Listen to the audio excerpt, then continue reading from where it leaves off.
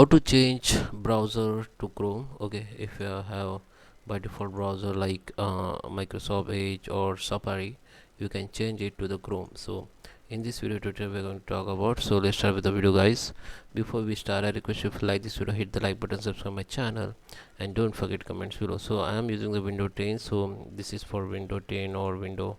So let's start with the video, guys. So first, what you need to do, just come to your start button, and here you can see the setting icon. Just click on it, the setting will be open. Now we need to find out the application. This, just open it, and now you can see the all application installed on your computer.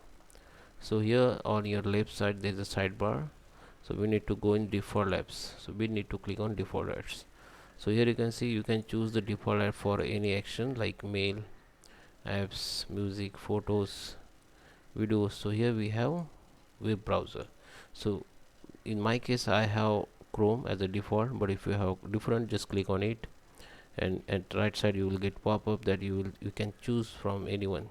So if you have like Microsoft Edge here, then just click on it and you can choose the Chrome browser. It will be changed. Now after this, just come back, simple come back, it will be changed. So guys, I hope you like this video. Please subscribe me. Thank you for watching.